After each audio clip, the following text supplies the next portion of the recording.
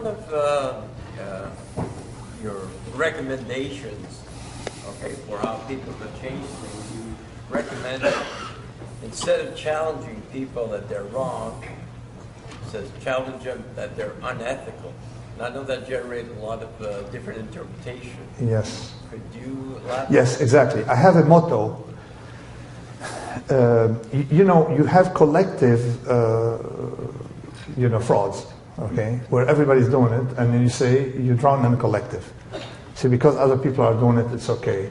Or, why you stop me, not him, stuff like that. You have collective. You also have collective acceptance of things, because, for example, in academia, I find aberration, but people say, oh, yeah, that's a system, and they make a joke about it. All right? Like in the Soviet Union, they used to make a joke about the system as a way to solve the problem. All right? So I have a motto that I've taken. You find it in the Bible, you find it in ancient Greeks, you find it, of course, in the Romans. Romans have a phenomenal aphorism for that. And, of course, my own rephrasing is, if you see fraud and don't shout fraud, you are a fraud. Right? Okay, so you have to shout fraud if you see fraud. Okay, you have to apply that. In the past, when you say, oh, these prediction methods of my problem with the U.S. government was deficits, is they predict oil price at $25 25 years down the road, and it's $90 no time later, all right?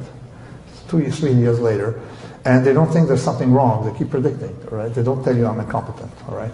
So visibly, it's something that's harmful because people make plans. Why publish a number? And we know psychologically people take a lot more risk when there is the projection. So you have to shout fraud, okay? So they're an ethical thing, but a lot of people don't do it. Okay, one, because they're afraid of sticking out. They say, oh, everybody else is accepting it. Why are you sticking out? Oh, we know it's wrong, all right? The second one, there is that a lot of people, unless they make a living lying down or standing up, they're not really free. Okay?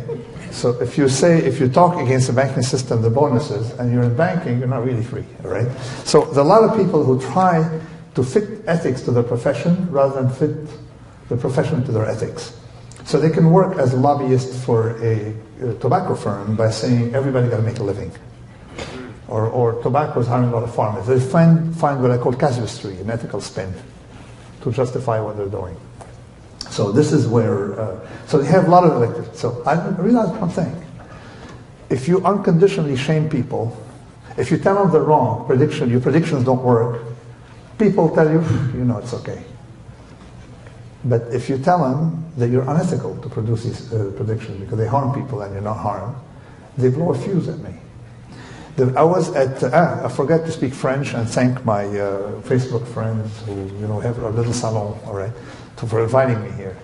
But I went to École Polytechnique, all right, for Mandelbrot's birthday. Or he's getting he loved honors, so he was in one of his honors, like the 3rd Legion of Honor was some whatever rank and stuff. Okay, so it's great. I went there, I went to give a talk, and I showed risk methods used. All right, and I said, shout, ce n'est même pas, ce n'est même plus une erreur. C'est immoral. Like this. They blew a total fuse. In no time, the thing was cut off. All right, they were shut because you can call if you call an academic, if you tell him he's wrong, he doesn't give a fuck. All right. So, if you tell him he's immoral, which they were using something wrong, risk method, you're giving people risk things that don't work. All right, it's like giving the pilot of a plane the wrong information about his things. All right, visibly. It's like removing stoplight, whatever. You get the idea. So they realize it's immoral. They look at themselves, me immoral, and they blow a fuse. So they go wild at me. And there's nothing that works better in the spreading of truth than people angry at you. Because there's something about truth that's anti-fragile. The more you try to hurt it, the more it blows up to the face. That's what I'm saying. So this is what it worked. So it was 2006 before the crisis. And the gentleman who blew up his face started shouting, Je suis membre de l'Académie des Sciences. All right? Okay. My idea is, est-ce qu'ils font du trading d'options à l'Académie des Sciences?